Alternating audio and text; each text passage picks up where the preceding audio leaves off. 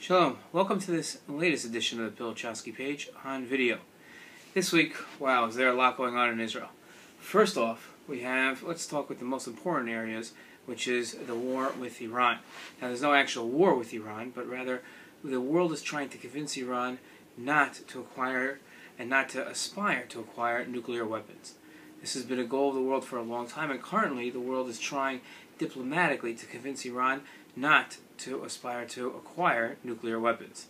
The EU, the European Union, conglomerate of European countries, told Iran that they've really got to step up to negotiations and show with distinct evidence that they are not trying to acquire a nuclear weapon, that their entire nuclear program is based towards energy, and its goal is directed towards acquiring nuclear energy and not trying to weaponize its nuclear material. The only way really to convince that is by allowing inspectors in, and that's what the United States pushed, is to ask Iran to stop developing nuclear weapons, to stop enriching uranium, which would allow for its uranium to be weaponized, and to allow inspectors into view, and to make sure that give the world confidence that Iran is not trying to weaponize its stockpile of uranium. Iran basically said no, announcing that it's going to continue enriching uranium, and no one's going to stop it. Seems to be an impasse. Meanwhile, how effective are sanctions against Iran? The world has sanctioned Iran. The United Nations won't because of, or at least won't put in tough sanctions because of blocks by Russia and China who have biases due to their financial dealings with Iran. But another country that refuses to stop dealing with Iran is India. Thankfully, the American administration sent Secretary of State Hillary Clinton to talk to India, and the Obama administration very serious about getting India on board to sanctions. The problem is that India is highly dependent on cheap resources and cheap sources of oil, and Iran provides currently more than 12% of its energy. Trying to convince India to give up the cheapest resource and the cheapest place to get oil in the world is not easy, and that's why Secretary of State Clinton was there. But at the same time that she was talking to the Prime Minister of India, a trade delegation from India had come and was trying to, from Iran, to India, was in India at the same time, trying to increase trade. Now here's where sanctions take place. Although it seems that India is not on board with sanctions, there has to be a way for Indian companies, when they're buying Iranian goods for cheap prices, to pay them. Right? Very simple. Buy Iranian goods, India pays Iran.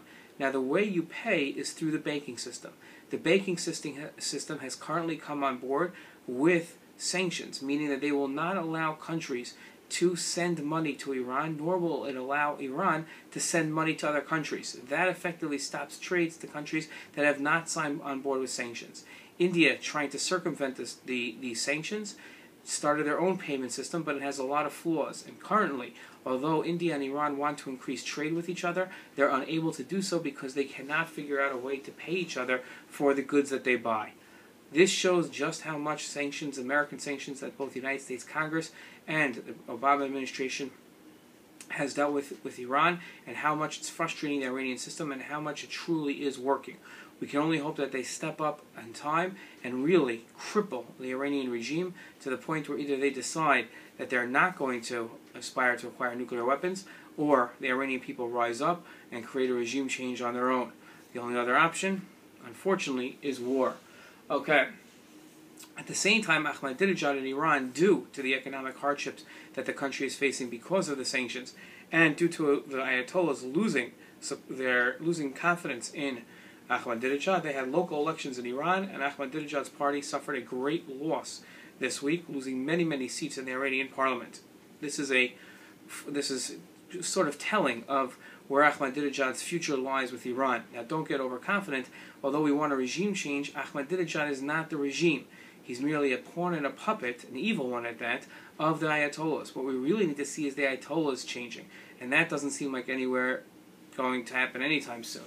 Okay, on to Israeli news. Generally, we don't deal with domestic issues in Israel, but how could you ignore the fact that the Israeli government has collapsed? Now, that's not a bad thing. That's a perfectly healthy thing in a parliamentary system. In our classes that we've been discussing, we've talked about how this is normal, how a government falls when it loses confidence in its leaders. Here, the opposite happened. Here, the leadership, the Netanyahu government and the Likud party, collapsed the government to call for early elections.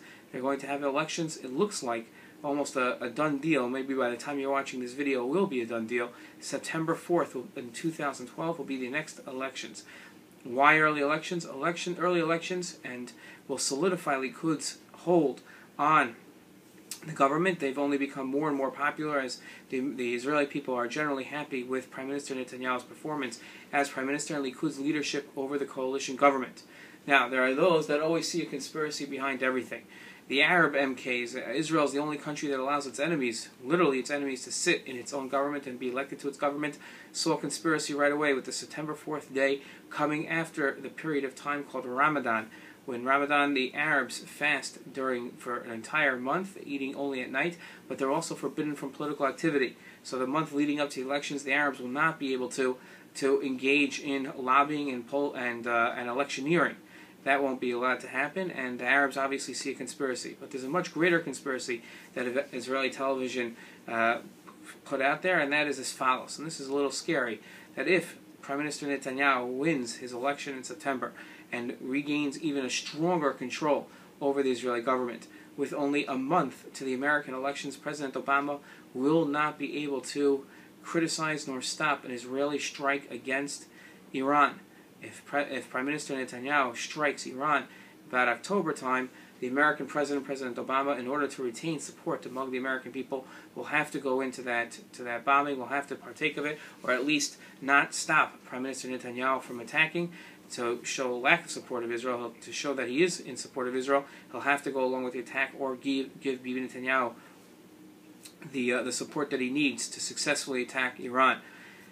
That puts President Obama in a tough position, and that could be a reason why Prime Minister Netanyahu called for early elections. Prime Minister Netanyahu, of course, denying that has anything to do with anything. His office coming out and saying that has nothing to do with anything whatsoever. Going on, or at least with the early elections. Going on, just a wonderful story in the Pilichowski Page about an Israeli company who just was sold for over $200 million.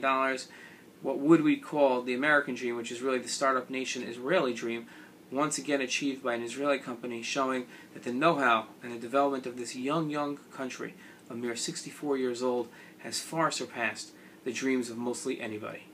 Shalom.